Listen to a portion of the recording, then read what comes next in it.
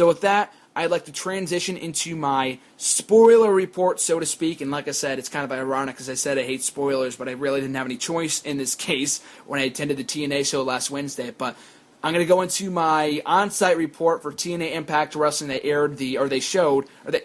taped the September 4th and September 11th editions of Impact Wrestling. Last Wednesday when I went at the Manhattan Center in New York City, my first ever TNA show. They taped 2 nights worth of shows. If you do not like spoilers like me, I would strongly suggest fast forwarding and maybe a tops 20 minutes. If not past that, I'll be going in depth with my thoughts on each of the matches and the crowd reactions, my experience at the show and stuff like that. So once again, I strongly suggest if you do not like spoilers and do not want to be spoiled with what happens on the September 4th and September 11th and some stuff that happens in between, because they probably, spoil some of the matches that will happen within the next month. If you don't want to be spoiled, please fast forward another 20 minutes or so. So from there, TNA Impact Wrestling for August 6th, 2014. I got tickets that Monday night. I wasn't really sure if I was going to be going or not. I really wanted to go. I was unable to go to their June tapings in late June in New York City. And here's the thing. TNA has not come to Connecticut, where I live, in almost 2.5 years. The last time that I can recall that I heard about TNA being in Connecticut, and they have terrible product awareness, so I wouldn't be surprised if they came here within the last year or so and I just didn't know about it. But the last time they held a house show for TNA was in January of 2012. And I wasn't going to wait anymore to go to another TNA show, to go to a TNA show, because I've never been before. And especially with all the uncertainty regarding TNA's future going forward and their TV deal, and people just not being sure how long they'll be around for, I needed to go to the show because it might be my last ever chance, and I knew I would regret it if I couldn't go. So I really wanted to go to one of the 3 shows, whether it be on Tuesday, Wednesday, or Thursday. It all really revolved around my work schedule, because as I film this, I'm on vacation right now. I took a week off to go here, and I also took a night off in June for the Raw show that I went to, and I also took a few days off in July for going camping. So I felt bad taking any more days off from work, so it really, I just felt bad taking days off, so I just kind of wanted to wait and see if I had any days off, and I would go on my day off. And it just happened that Wednesday was the day that I was not working, so I ended up getting tickets for that show. As of Monday night, we got pretty good tickets all the way in the back on the second level of the Manhattan Center, of the Hammerstein Ballroom, as it's called, where Raw was taped over 20 years ago. So we ended up getting pretty good seats because we got there, and even before we walked in the building itself, it took a minute to kind of appreciate the history of the Manhattan Center. Like I just said, Raw was taped there over 20 years ago on a regular basis in 1993. So I took a moment to take it all in. It was a great experience, a lot of history in that building when it comes to TNA. So it was awesome. So I walk in. I also got to meet Sam Roberts of Sirius XM Radio up in New York. I forgot that he even lived in the area, much less would be at the show. I've been following his work on YouTube, and for people not familiar with him, he does a lot of wrestling interviews. He's a big wrestling fan. He has his own podcast, but he has done interviews with The Miz, Hulk Hogan, John Cena, CM Punk, you name him, he's interviewed them. And he's great at what he does, so I'm a big fan of what he does, regardless of whether he interviews wrestlers or a celebrity like someone from The Walking Dead or a bunch of people he's interviewed. So it was really cool meeting him. He was standing right outside the arena, so I met him, took a picture with him. It's up on my, I think my Facebook page, or my Twitter page too.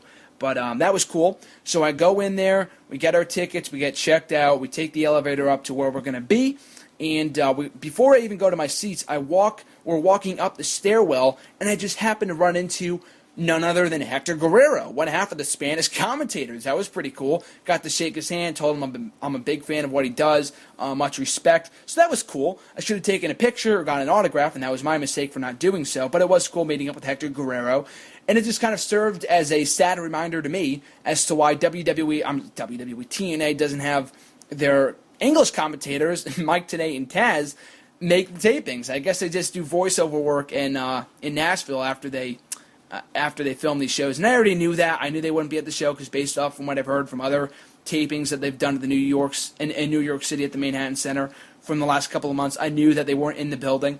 And it sucks because that would have been cool to see those guys up live, up in person, but then again, maybe not because their commentary sucks. But that being said, so we get there. about 20 minutes before bell time. They ended up going around 7 o'clock Eastern time. Of course, Eastern time. It's in fucking New York City. It's stupid me. But the dark match of the night, which I eventually realized would be actually taped for Explosion, which is their version of like Superstars or Heat or whatever. It was the Bromance taking on the Menagerie. So that was a decent matchup. People were into the Menagerie. I don't know if they're baby faces or what, but people were into them. The Bromance we actually saw a number of times on the show. DJ Z, who did not wrestle in this match, he served as a manager. He would wrestle on this night another 2 more times. So hearing his music 2 more times after this was kind of strange and annoying. I mean, they were already annoying as it is, but that was that. The Bromance defeating the Menagerie and the Explosion taping matchup. Kicking off the actual show, I believe, for September 4th. And a lot of these matches were mixed and mashed. Some were taped for one night, others were taped for another. So take this with a grain of salt in terms of like the match listing and stuff like that. But the first segment of the night was Bobby Roode and Eric Young. Both guys got big pops. They talked about the finish of the 6 Sides of Steel matchup that they had at Hardcore Justice 1 week prior. So that's one spoiler, I guess, which we didn't see. They just talked about it.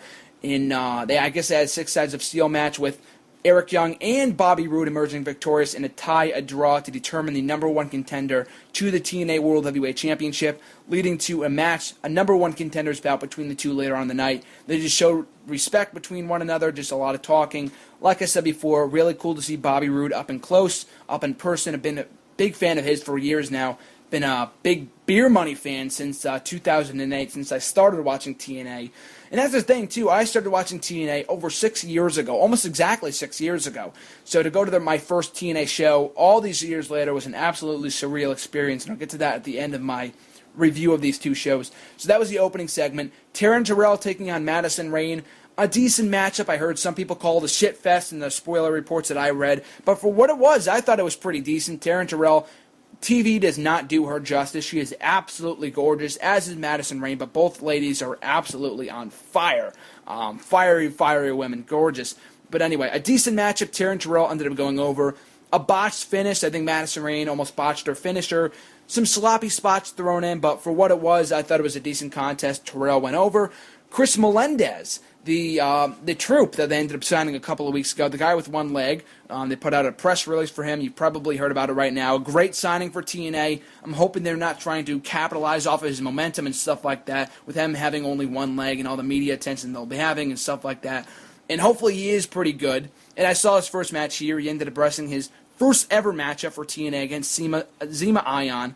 It was an okay matchup. He was obviously green. He hasn't obviously wrestled much. And I think he attended the Team 3D Academy in maybe Texas or wherever it is. So that's where he trained. He obviously has a lot of room for improvement. But for his first match in, I thought he did pretty well. The crowd loved him. A lot of USA and We the People chants. And very impressive for a guy that only has one leg. And I understand Zach Gowen had only one leg, and he did, exceeded the expectations by a mile. And there will obviously be a lot of comparisons to Zema Ion, to Zach Gowen when it comes to Chris Melendez. But hopefully he can find his own skin, find his own character, and he has with the whole U.S. Troop thing. So much respect for him for that, and looking to improve in the ring going forward. So a nice in-ring debut for Chris Melendez. And no better fitting date for him to debut than on the September 11th edition of TNA Impact Wrestling in New York City, wherever else. So I thought that was very fitting as well. Up next, we had Sonata taking on Austin Aries in kind of a rematch from their X Division Championship matches from a couple of months ago. Sonata sporting an all-new look with dark hair, sporting a hood, face paint, being billed by James Storm, his mentor right now, as the Great Sonata, kind of mocking the Great Muta. So it was pretty cool to see Sonata up and close with Austin Aries. So that was pretty cool. A good matchup from these two, much like their X Division contest a couple of months ago. Not as good as that, but it was good for what it was. Sonata taking out Austin Aries, picking up the victory. And at one point, picking up the victory via a green mist, as Tajiri is known for, the Great Muta as well. But it was funny because Sonata used the green mist on Austin Aries, and he spit it in a way that some of it dripped on the canvas. And they tried to rinse it out afterwards. And Jeremy Borash, by the way, and let me mention this, Jeremy Borash is fantastic. You don't realize how much he does for this company until you go to one of the TNA shows. He pumps out the crowd. He keeps things going. He keeps things flowing. He's great in what he does. Christy Hemme as well also looked like she's having a lot of fun in whatever she's doing. I saw her at an indie show a couple of months ago. where it was also the case. She just looks like she's always having fun, so that's great, keeping the morale up for the locker room and fans alike, so that's great. But Jeremy Borash was hyping up the fans in between the commercial break or whatever, and people were trying to scrub out the green mist from the canvas, and that happened a couple of times over the course of the night because they couldn't get it out. It was like stained within the canvas, and they probably had to go wash it and stuff like that. But they had to come back out like 3 or 4 times to try to wash it out from the canvas, and they couldn't do it. So I'm interested in seeing what they do in when these shows air, because I know they'll probably be, some of the matches will be airing on the September 4th episode. That match might have aired on the September 11th. Actually, no, that one probably aired on the 4th because they did something else with Sonata and Aries that happened afterwards later on in the night. So that being said, I don't know if it'll appear on TV for both tapings or what. It's going to be interesting, but yeah, just a brief side note there. Samoa Joe interrupting MVP Lashley and Kenny King. The heel trio of MVP Lashley and Kenny King getting a lot of great heat, some boring chants. Samoa Joe was crazy over with the New York crowd, leading to a Joe Lashley match for later on in the night. Really nothing of note to discuss there. A 6-way number 1 contenders matchup for the X Division Championship featuring Homicide, Crazy Steve, Low Key, DJZ, Manic, and Tigre Uno. The X Division right now is doing a lot better with Samoa Joe as champion, which I actually found out on this show was he was the X Division champion because it would air, the title change would air the next night on Impact, so that kind of spoiled it for me personally. But anyway, though, Homicide having a great matchup ended up emerging victorious. I thought this matchup, a great showing. I thought this matchup would be a lot better than it ended up being, considering who was involved, Homicide, Low Key, and all these other X Division talents. The matchup was only maybe 4 or 5 minutes. It came down to Homicide and I think Manic, and the rest of the 4 guys were out at ringside. So it was kind of a disappointment of a matchup, but for what it was, Homicide ended up picking up the victory, the new number 1 contender to the X Division Championship. When that title match will air, I have no idea. It might have happened at the subsequent night's tapings for Impact. But for what it was, Homicide, seeing him up and close in person was cool. Same thing with Low Key. The guy's an amazing talent, and I'll get to that when I talk about his match with MVP that took place later on in the night. And they also did something with Manic as well. Since he was the one pinned, he was laid out, he was sprawled out on the canvas. Out came James Storm and Sonata, who kidnapped him, put him over the shoulder. Sonata kicked him in the face, and James Storm put him over his shoulder, and they took him to the back. So I guess this whole thing with James Storm and his quote-unquote revolution will be taking over, and they'll be, and I guess Manic will be now a part of the quote-unquote revolution for James Storm. So that's pretty cool. At least they're finally doing something with Manic. I mean, I'm not a big fan of the character, but the guy underneath the mask, TJ Perkins, is a very good wrestler. I think just the Manic character at this point is just more of a hindrance than it is helping him, because it's been around for 6 years. The whole suicide thing was good for about a year or so. Then it really jumped the shark, and this was kind of pointless. So I'm interested in seeing where that goes, that's for sure. So up next, we had Ethan Carter III and Rockstar Spud talking about Dixie Carter being put through a table. EC3, a.k.a. the artist formerly known as Derek Bateman from WWE, is a god on the mic. Maybe not, okay, maybe that's exaggerating a little bit, but I think he's better on the mic than a lot of people give him credit for. He worked the crowd in this contest. He did a lot of great stuff. He was making them believe every single word that he was saying. He was saying that, oh, you want to call me boring and stuff like that. People were chanting, you can't wrestle, and he's like, no, I'm not. I'm better, and stuff like that. You've seen him do it on TV before. But he ended up just laying out on the canvas and just laying there, just doing like a snow angel position. It was pretty comical seeing how people were chanting boring, and that's exactly what they got. People appreciated that. So EC3, I think, is very good on the mic, and has definitely improved in the last year since his TNA debut. But Rhino ended up interrupting, so I guess it's a face turn for Rhino. And he said that Rhino was to blame for all of this. I don't know if he was talking about him taking the pin in that Extreme Rules matchup that they had on Impact last week when Dixie Carter, right before Dixie Carter was put through a table. I don't know if they were talking about that or what, or maybe something else that happened within the next few weeks on Impact. But I guess EC3 and Rhino are going to be feuding, which doesn't really excite me. I'm a fan of Rhino. He's better off as a babyface. The whole thing of him doing it for money was kind of dumb in theory to begin with. But that being said, I hope that Rhino isn't the first one to give EC3 his first singles loss in TNA. He might be, and I hope not, because Rhino is kind of well past his prime at this point. He can still have a good matchup, and he's over, but EC3 should be facing like more top-tier talent after feuding with the likes of Kurt Angle and Sting, and now just recently Bully Ray. Going on to Rhino really doesn't do much for me. They kind of need to let go of those ECW talent. And this show, by the way, after the first few episodes of Impact taped in New York City felt like an ECW reunion show, this was anything but that. Definitely did not get that vibe whatsoever, despite the fact that we're in NYC. So that's great. I know they had people like Rhino on the show and Team 3D and stuff like that. I mean, Bully's a part of the company, so I understand that, and Devon's going to the Hall of Fame. So they're going to be keeping Team 3D around for the next couple of months. But with that being said, though, Rhino needs to go sooner rather than later, and he'd be back a little later on in the night to face Rockstar Spud. Up next, though, Bobby Roode versus Eric Young, number 1 contenders match for the TNA World Heavyweight Championship.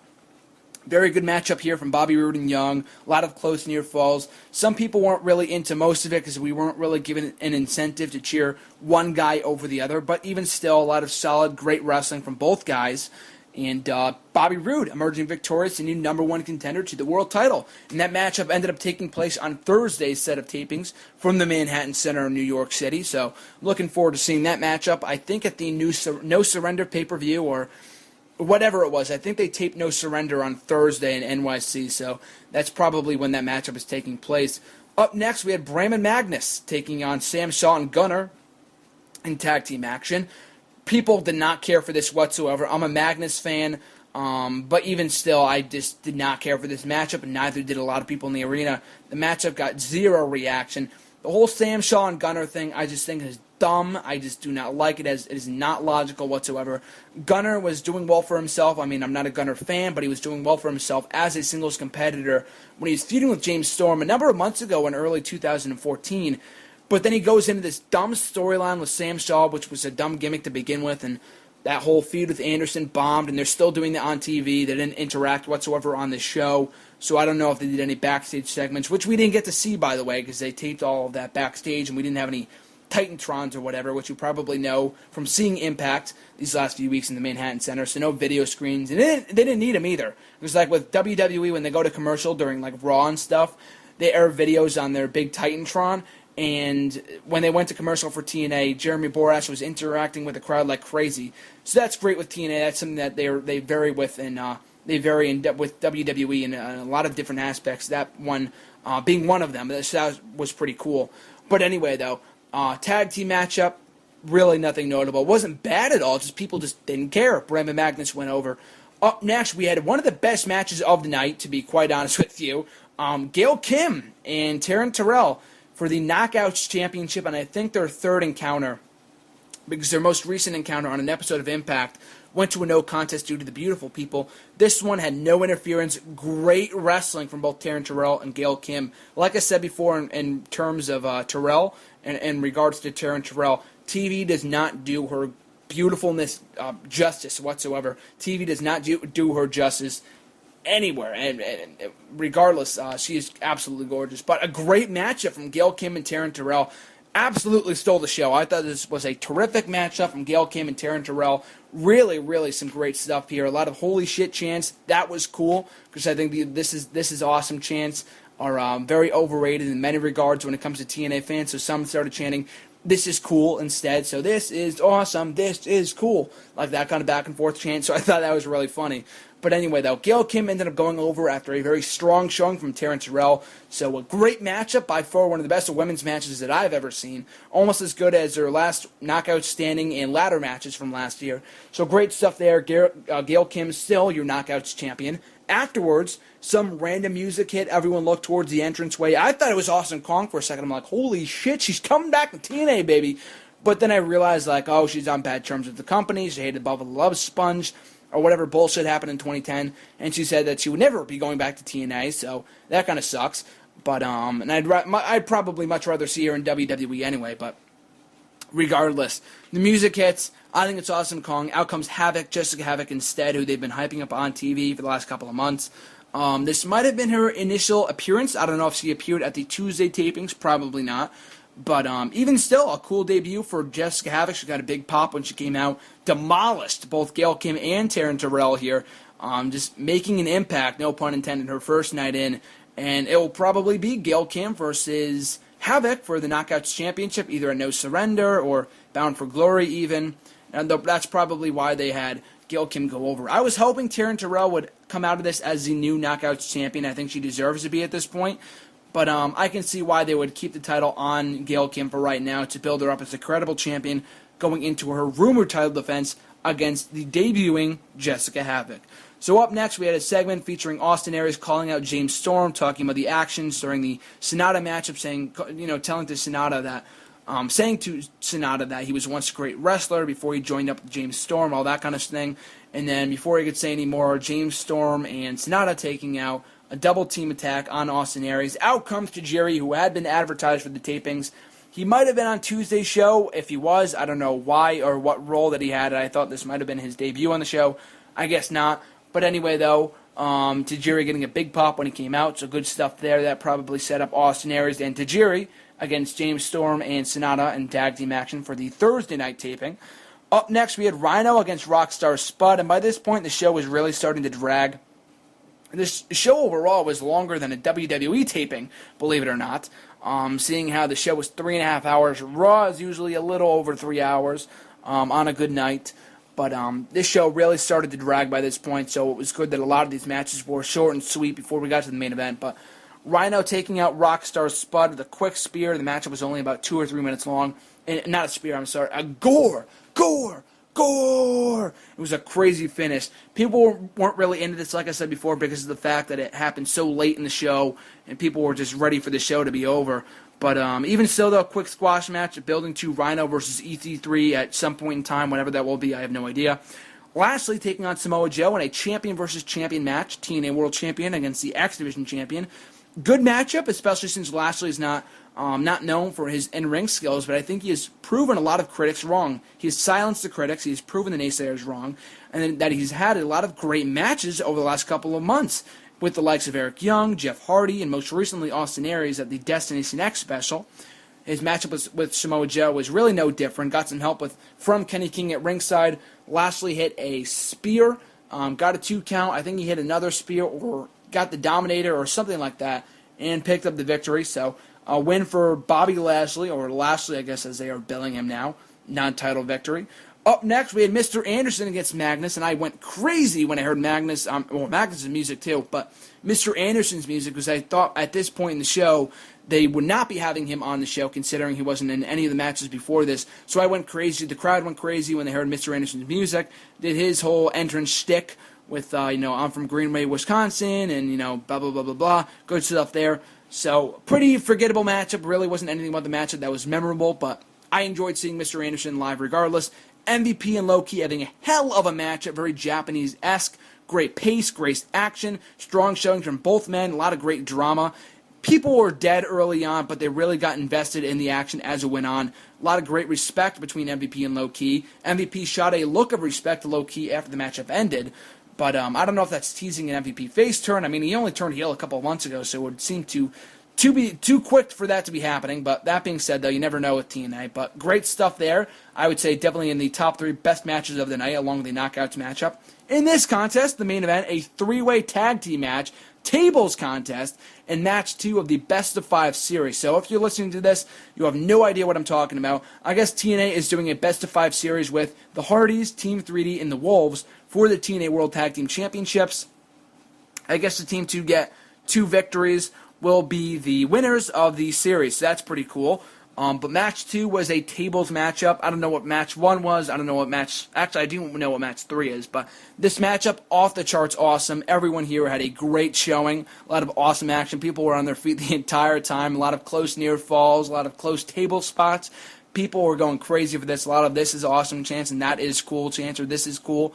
So great stuff here. By far the match of the night. Hardys ended up going over after Jeff Hardy did a fucking swanton through a table at ringside to, I think, maybe one of the Wolves or whoever, but it was great, awesome spot, and they announced that they would be competing in a ladder match the next night. I don't know who won match 1 either, but anyway, I don't know, whatever happened, regardless. The Hardys ended up going over, picked a ladder match for match 3 the next night at the New York tapings, so that's pretty cool. And they will probably be building towards a TLC matchup for match 4 or match 5 whenever it's going to be happening. But yeah, that closed out the show. We took off shortly thereafter. I heard that there would be a meet and greet, but we had to catch the train, so I did not get that. I think it was the Hardys signing pictures and autographs at ringside. I could be wrong, but it was cool nevertheless to see that. But yeah, here's some just brief news and notes and stuff like that. I bought a Mr. Anderson shirt before the show. I tweeted out a picture of it on Thursday if you want to check it out. It says pro wrestling is real, ... people are fake in the back. Cool shirt.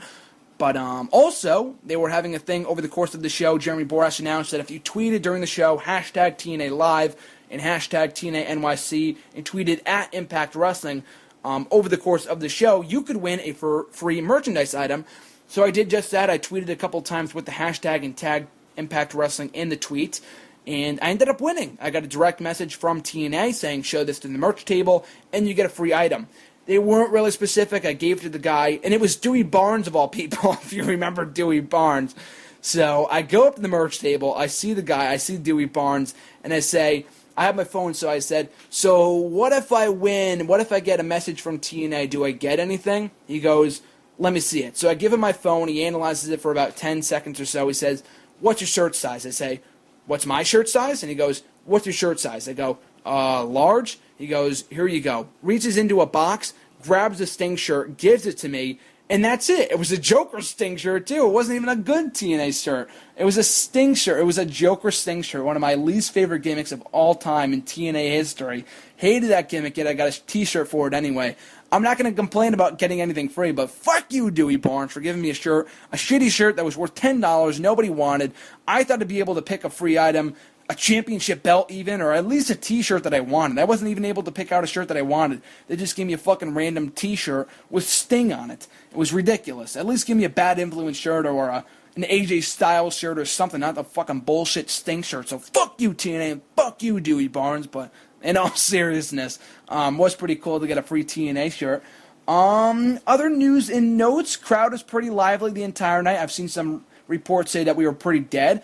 I wouldn't say that. I would say we were pretty lively. I think it was just the fact that it was a 2.5 hour show. I'm sorry, a 3.5 hour show, so it is pretty logical for the crowd to die down after a while. But that being said, though, I thought that was we were pretty lively for the most part. Great seeing James Storm, Bobby Roode, Jeff Hardy. I've seen Matt Hardy in person before. A lot of those people, great to see him in person for the first time ever. TNA show, I would give it a thumbs up. Awesome experience. Some notable names missing from the show, including Kurt Angle. They mentioned him a few times, him being the director of operations or whatever you call him. He wasn't on show. He wasn't on screen. Maybe he appeared in the backstage segment, but he did not appear before the crowd. Abyss also was not on the show. Maybe he was written out of storylines on a recent upcoming episode of Impact, but yeah, he was not at the show. ODB, not really surprised that she wasn't. I haven't seen her on TNA Impact recently. The Beautiful People were also not at the show. They focused mainly on Taryn Terrell, Gail Kim, and Madison Rayne, and the debuting Havoc. So no Beautiful People on the show. But aside from that, everyone else was. EC3, both former members of Beer Money, Bobby Roode, James Storm, the Hardys, Team 3D, the Wolves, Sonata. Everybody was basically on the show. So I was happy to see that. Great show overall. Really, really enjoyed it. Would definitely go back again if they do come back to the area. They said at one point, it was interesting, Jeremy Borash ended up going, Orlando, Florida was the home of TNA Impact for over 10 years. Crowd boos. Then it goes, Orlando, Florida is no longer the home of TNA. People cheered. We were all expecting for him to say that they'd be taping out of NYC permanently going forward. He didn't get around to saying that. He just said that they'd be back in September for another set of tapings. When, it has yet to be confirmed, but I will not be here anyway. I'll be up at school in Massachusetts, so I'll be unable to go. So hence why I was very happy to be able to go to this show. Very fortunate to be able to get tickets. So if they do come back next summer from any point from from May to August, I would definitely go. So here's hoping they can. Especially since I got tickets at the last minute, and had I gotten tickets earlier, we could have made a day out of the whole experience. I go to NYC for the day, and then go to show at the night, go to the show at night. But yeah, I thought it was a great show overall. Really, really enjoyed it. Thanks TNA for a very memorable night of action. We'll never forget it. Definitely one of the better wrestling shows I've ever attended. I mean, it's funny too because I was thinking about this the other day. I think the best wrestling shows I've attended, well over a dozen over the last 4 or 5 years. Of all the wrestling shows that I've attended in my lifetime, I would say the best 3 wrestling shows I've ever attended were this year. A Northeast Championship Wrestling Show, NECW, in Beverly, Mass. at the Cove Community Center. It was their Iron 8 show. Love that show. One of the best wrestling shows I've ever attended. That would be at number 3. Number 2 would be this show, my first TNA show. Holds a soft spot in my heart, like I said before, because it was my first ever TNA show. Crossed that one off the bucket list. And number 1 would have to be the episode of Raw, the June 30th epic show, like I've said here on the show before, in Hartford on June 30th. So that's going to be number 1. So it's funny that 2014, it's been kind of a crappy year overall for wrestling. I mean, based on who you talk to, I think it's not as bad as maybe 09 or 2010, but in terms of shows that I've attended, it's been amazing. So I could not be any more thankful that I was at the show. And if TNA ever does come around to you, or if you're in the area and you live here in the New York City area or any state surrounding it, Massachusetts, Rhode Island, Connecticut, whatever, definitely go out of your way to get tickets. You will not regret it.